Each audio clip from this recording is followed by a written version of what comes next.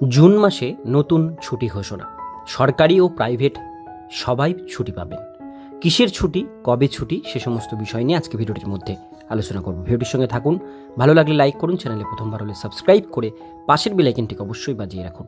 তো চলুন ভিডিওটিকে শুরু করা যাক। পশ্চিমবঙ্গ সরকার রাজ্য সরকারি কর্মী ও বিভিন্ন প্রতিষ্ঠানের কর্মীদের জন্য জুন মাসেই নতুন ছুটি ঘোষণা করেছে।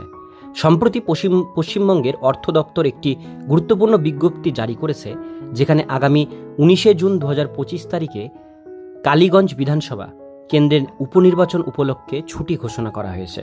তবে এই ছুটি সবার জন্য নয়, বরং নির্দিষ্ট এলাকা ও প্রতিষ্ঠানের জন্য প্রযোজ্য। এই প্রতিবেদনে আমরা এর ছুটির বিস্তারিত তথ্য, যেমন কবে ছুটি, কাদের ছুটি, কারা এই ছুটি পাবেন না এবং কার এর সাথে সম্পর্কিত গুরুত্বপূর্ণ বিষয়গুলো সহজ ভাষায় আলোচনা করব। পশ্চিমবঙ্গে নতুন ছুটি ঘোষণা ও তারিখ। পশ্চিমবঙ্গ সরকার নির্বাচন কমিশনের প্রেস নোট নাম্বার তারিখ 25 মে 2025 অনুসারে 19 জুন 2025 বৃহস্পতিবার কালীগঞ্জ বিধানসভা কেন্দ্রে উপনির্বাচনের জন্য ছুটি ঘোষণা করেছে। এই ছুটি নেগোশিয়েবল ইনস্ট্রুমেন্টস অ্যাক্ট 1881 এর 25 নম্বর ধারার অধীনে ঘোষিত হয়েছে। এটি শুধুমাত্র নির্দিষ্ট এলাকার প্রতিষ্ঠান ও কর্মীদের জন্য প্রযোজ্য হবে, যা নির্বাচনের সঙ্গে সরাসরি সম্পর্কিত। কারা এই ছুটি পাবেন? এই ছুটি কালীগঞ্জ বিধানসভা কেন্দ্রের অন্তর্গত এলাকার নির্দিষ্ট প্রতিষ্ঠানের জন্য প্রযোজ্য। এই প্রতিষ্ঠানগুলির মধ্যে রয়েছে সরকারি অফিস, রাজ্য সরকারের অধীনস্থ সমস্ত সরকারি অফিস এই ছুটির আওতায় থাকবে, শিক্ষা প্রতিষ্ঠান, স্কুল, কলেজ ও অন্যান্য শিক্ষা প্রতিষ্ঠান যা কালীগঞ্জ এলাকায় অবস্থিত, সংবিধিবদ্ধ ও স্থানীয় সংস্থা, সরকারি কর্পোরেশন, বোর্ড এবং অন্যান্য স্থানীয় সংস্থাগুলো এই ছুটি পাবে। এই ছুটি শুধুমাত্র কালীগঞ্জ বিধানসভা কেন্দ্রের ভৌগোলিক সীমানার মধ্যে অবস্থিত প্রতিষ্ঠানের জন্য প্রযোজ্য। তাই অন্যান্য এলাকার বাসিন্দা বা প্রতিষ্ঠান এই ছুটির সুবিধা পাবে না। তবে অন্যান্য এলাকায় কর্মরত কর্মী যদি কালীগঞ্জ বিধানসভা কেন্দ্রের অন্তর্গত ভোটার হয়ে থাকেন, তবে বাই ইলেকশন এই ভোটাধিকার প্রয়োগের জন্য তিনি এই ছুটি পাবেন। বেসরকারি সংস্থার জন্য নির্দেশিকা। শ্রম দপ্তর বেসরকারি সংস্থাগুলির জন্য বিশেষ নির্দেশিকা জারি করবে। এর মধ্যে দোকান, বাণিজ্যিক প্রতিষ্ঠান, শিল্প প্রতিষ্ঠান এবং চা বাগান প্রভৃতি প্রতিষ্ঠানের কর্মীরা নির্বাচনের দিন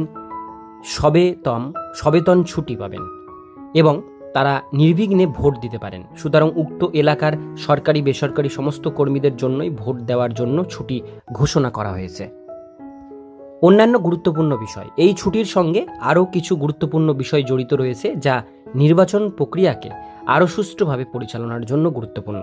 কালীগঞ্জের বাইরে কর্মরত ভোটারদের জন্য ছুটি। যেসব ভোটার কালীগঞ্জের স্থায়ী বাসিন্দা এবং ভোটের তালিকায় নথিভুক্ত কিন্তু অন্য এলাকায় শিল্প বা বাণিজ্যিক প্রতিষ্ঠানের কাজ করেন, তারাও 19 জুন সবেতন ছুটি পাবেন। এই সুবিধা ঠিকা শ্রমিকদের জন্য প্রযোজ্য এবং এটি reception of the people act 1951 এর 135B1 ধারা অনুযায়ী প্রদান করা হবে। পুনর্নির্বাচনের ক্ষেত্রে ছুটি। যদি কোনো কারণে পুনর্নির্বাচনের প্রয়োজন হয়, তবে কর্মীরা একইভাবে ভোট দেওয়ার জন্য ছুটি পাবেন এবং ভোট কেন্দ্রগুলিতেও ছুটি থাকবে। পোলিং অফিসের জন্য বিশেষ ছুটি। ভোট গ্রহণ প্রক্রিয়া গভীর রাত পর্যন্ত চললে এবং পোলিং অফিসারদের ফিরতে দেরি হয়, তবে 20 জুন 2025 তারিখে বিশেষ ছুটি মঞ্জুর করা হতে পারে।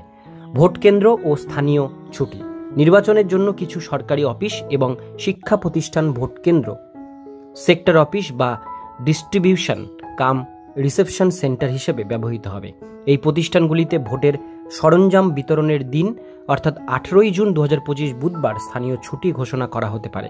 এটি নির্বাচনী প্রক্রিয়াকে আরও সুষ্ঠু ও সুবিধাজনক করতে সাহায্য করবে।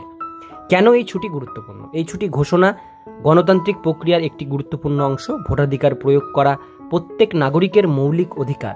এই ছুটি নিশ্চিত করবে যে কালীগঞ্জের ভোটাররা তাদের কর্মস্থলের বাধা ছাড়াই ভোট দিতে পারবেন। তাছাড়া বেসরকারি সংস্থার কর্মীদের জন্য সবেতন ছুটির ব্যবস্থা করা হয়েছে, যাতে তারাও এই গুরুত্বপূর্ণ দায়িত্ব পালন করতে পারেন। সবশেষে একটা কথাই বলার, পশ্চিমবঙ্গ সরকারের এই ছুটি ঘোষণা কালীগঞ্জ বিধানসভা কেন্দ্রের উপনির্বাচনকে সুষ্ঠুভাবে সম্পন্ন করার জন্য একটি গুরুত্বপূর্ণ পদক্ষেপ।